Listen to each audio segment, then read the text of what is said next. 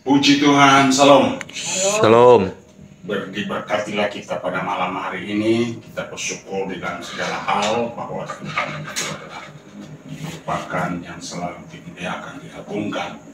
Di Tuhan kita bersyukur pada saat hari ini kita boleh ada, ini semua oleh karena kasih dan anugerah Tuhan.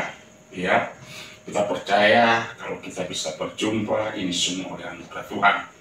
Ya, sebab kembali kita akan mau dengarkan firman Tuhan bersama-sama.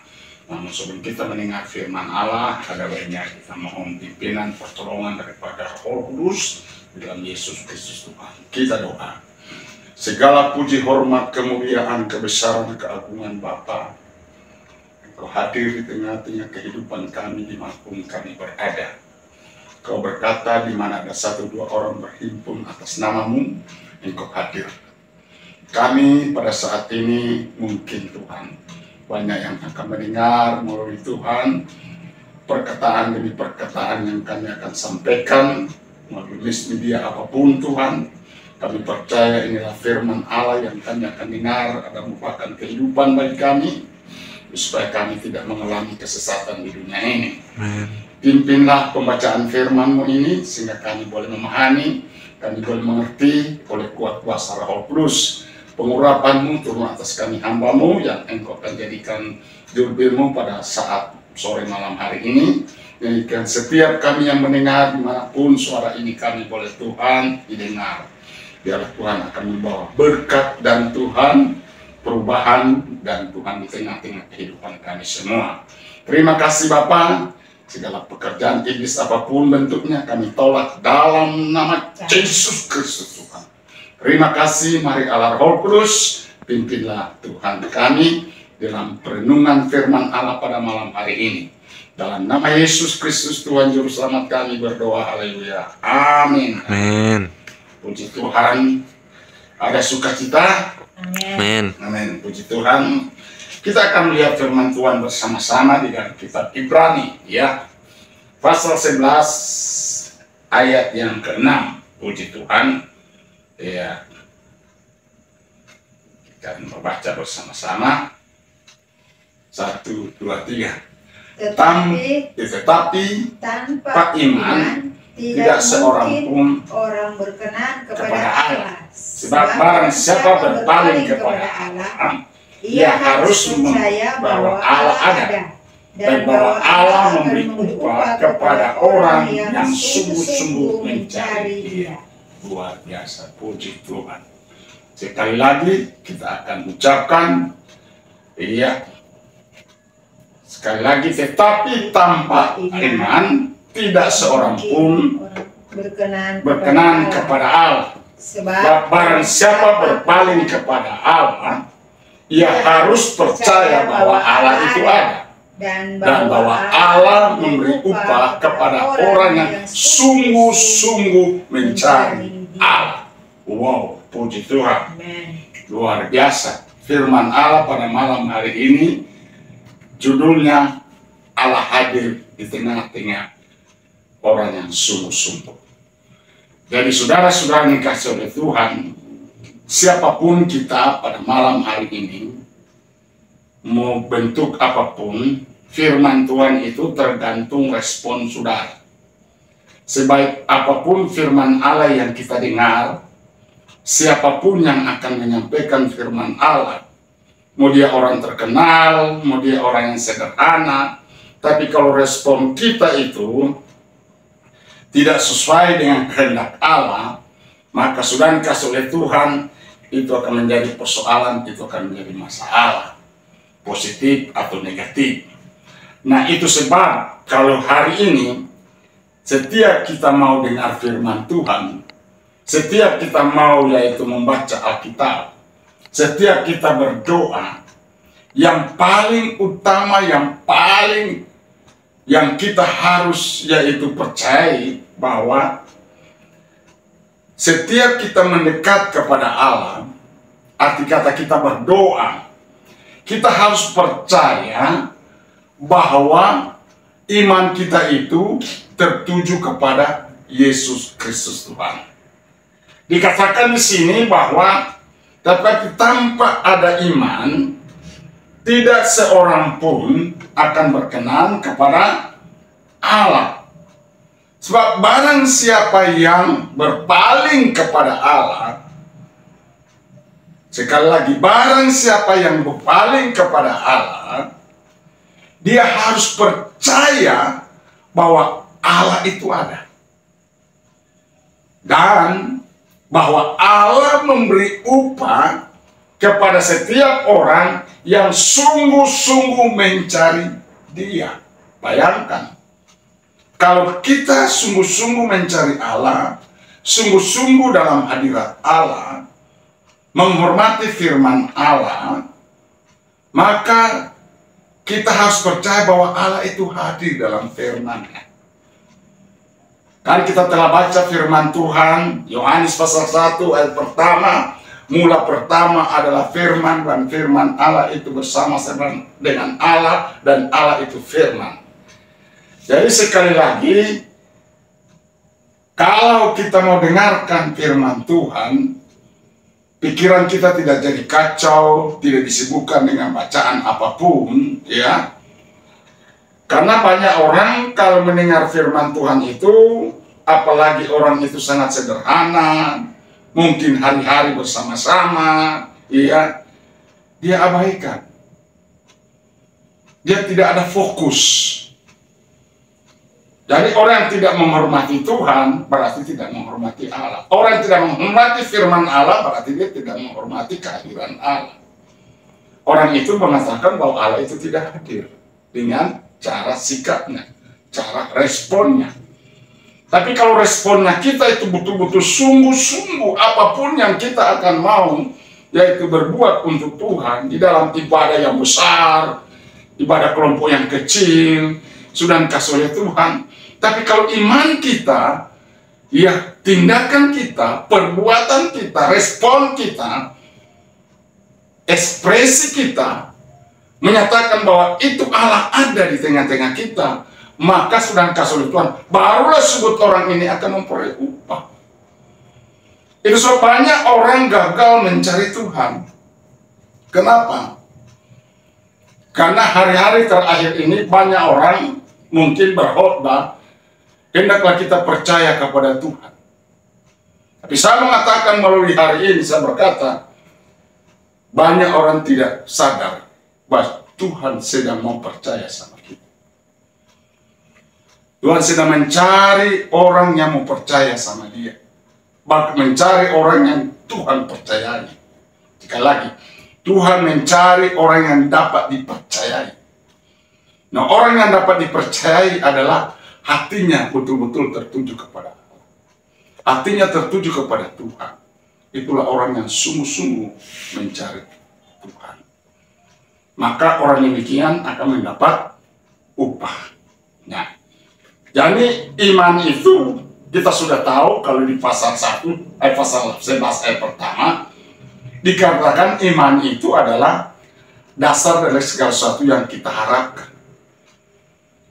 dan bukti dari segala sesuatu yang kita tidak lihat. Itu adalah iman. Jadi katakan iman itu adalah dasar dari segala sesuatu yang kita harapkan dan bukti dari segala sesuatu yang tidak kita lihat. Itulah iman. Sedangkan kita yang tidak lihat aja, kita sudah dikasih oleh Tuhan tidak hargai, tidak hormati, apalagi yang kita tidak lihat.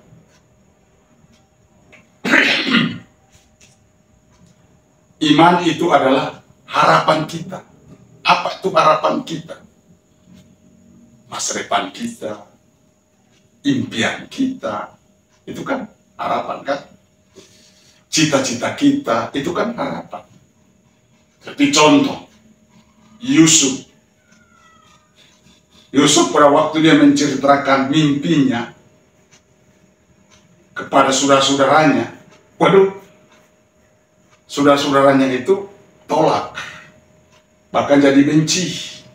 Memang orang kalau memiliki mimpi daripada Tuhan, memiliki harapan daripada Tuhan, itu pasti ada tantangan besar. Bahkan sampai situ, bulan dan matahari tunduk kepada bintangnya Yusuf. Haleluya. Jadi sampai-sampai bapaknya Yakub bilang, masakan aku dan bapakmu dan saudara-saudaramu harus tunduk kepada kamu. Tapi Yakub simpan dalam hati. Jadi pendek cerita, Yusuf ya dijadikan oleh Tuhan sebagai, ya mungkin kalau istilah sekarang, kelinci percobaan. Menjalankan dramanya Tuhan. Jadi dramanya Tuhan itu luar biasa. Tuhan buat drama kepada Yusuf. Drama pertama yaitu Yusuf, ia dikasih mimpi, jadi kasih harapan. Nah, ketika Yusuf ini menangkap mimpi itu, dia simpan mimpi itu, ia mendapat tantangan, masuk dalam lubang.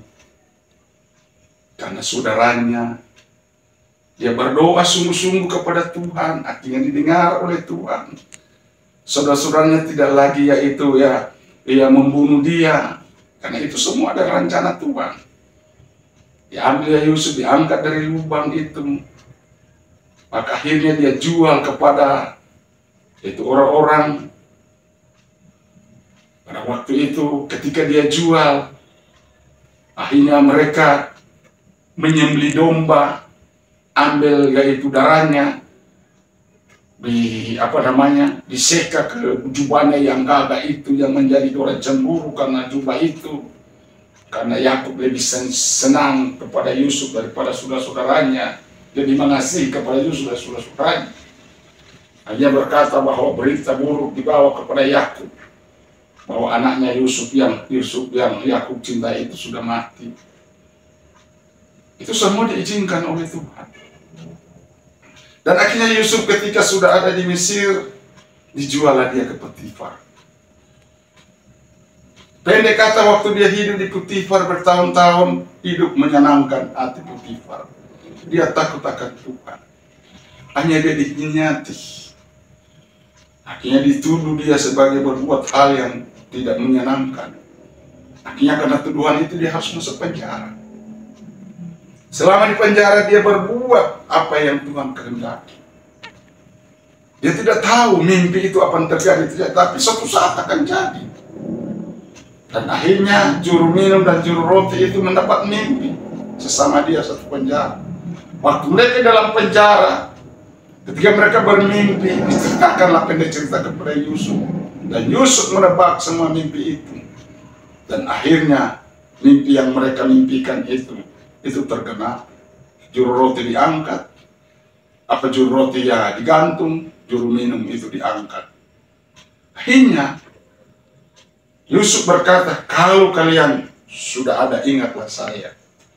Bertahun-tahun juru minum itu tidak ingat Yusuf. Nanti Tuhan korek ketika Firaun itu mendapat mimpi. Ada lembu, ya, yang gemuk. Tapi tiba-tiba datang lembu kurus, menelan yaitu lembu yang gemuk. Ketak juga jadi kurus. Dan mimpi itu membuat Firaun jadi gelisah. Dikumpulkanlah para ahli-ahli itu yang bisa harapan untuk dapat yaitu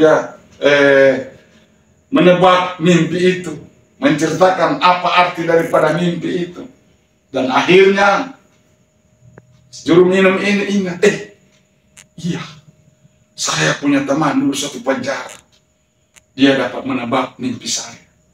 Serahinlah kepada yaitu Firaun. Dan akhirnya Yusuf dipersiapkan menghadap Firaun. Dan ketika Firaun menceritakan mimpinya, ya karena Tuhan bersama-sama dengan Yusuf, Yusuf sanggup dapat yaitu mengartikan apa yang dimimpikan oleh Firaun. Dan akhirnya pada pendek cerita Firaun berkata, siapa lagi yang akan memimpin, membantu dia? Akhirnya Yusuf menjadi perdana menteri, ya orang kedua di Mesir. Luar biasa kan? Itulah harapan. Dan pada akhirnya apa yang terjadi, apa yang dimimpikan oleh Yusuf itu tergenapi. Dan saudaranya datang, dan semua ayah dan ibunya datang ke Mesir dan menggenapi firman Allah yang sudah disampaikan. Jadi iman itu adalah dasar dari apa yang sesuatu yang kita harapkan. Dan bukti dari segala sesuatu yang kita tidak lihat, itu adalah iman. Nah, kalau iman kita ini dibuktikan dengan suatu perbuatan kita sehari-hari, apa itu bukti dari suatu penglihatan? Kalau ada sesuatu yang kita impikan, kita harapkan, kita programkan, imanilah itu. Maka saya percaya bahwa Allah bersama kita itu, kita akan melakukan perkara yang besar. Amin. Kalau Allah di pihak kita, pasti kita akan melakukan perkara yang besar. Itu sebab firman Allah pada hari ini berkata bahwa tanpa ada iman, tidak seorang pun yang berkenan kepada Allah. Dan barang siapa menghampiri Allah, dia harus benar-benar, yaitu tahu, percaya bahwa Allah itu ada. Dan kemudian yang ketiga, Allah memberi upah kepada orang yang sungguh-sungguh mencari Dia. Kalau kita berkata, ada berkat bagi kita yang sungguh-sungguh mencari Allah. Ada berkat bagi kita sungguh-sungguh hidup bergaul dengan Allah. Jadi firman Tuhan pada malam hari ini membawa kepastian bagi saudara bahwa Allah kita di dalam Yesus Kristus itu ada. Amin. Amin. Allah kita dalam Yesus Kristus itu tidak pernah gagal. Ya. Apapun yang kita ada alami pada hari ini, itulah merupakan yaitu rencana Allah. Jadi tidak mungkin kita sebagai anaknya minta roti akan diberikan batu. Pasti kalau kita minta ikan, pasti diberikan ikan. Karena apapun Tuhan sedang proses hidup kita agar supaya hidup saudara dan saya tetap ada di dalam yaitu rencana Allah yang besar. Sebab Alkitab berkata di dalam tadi firman Tuhan, tetapi tanpa iman tidak mungkin orang berkenan kepada Allah. Sebab barang siapa berpaling kepada Allah, ia harus percaya bahwa Allah itu ada. Dan bahwa Allah memberi upah kepada orang yang sungguh-sungguh mencari Allah. Luar biasa. Amin. Ada upah, ada berkat orang yang sungguh-sungguh mencari Allah. Kiranya firman Allah sampai di sini bisa membawa kita kepada suatu berkat yang luar biasa. Bahwa Allah hadir di tengah-tengah orang yang sungguh-sungguh mencari hadirat Tuhan.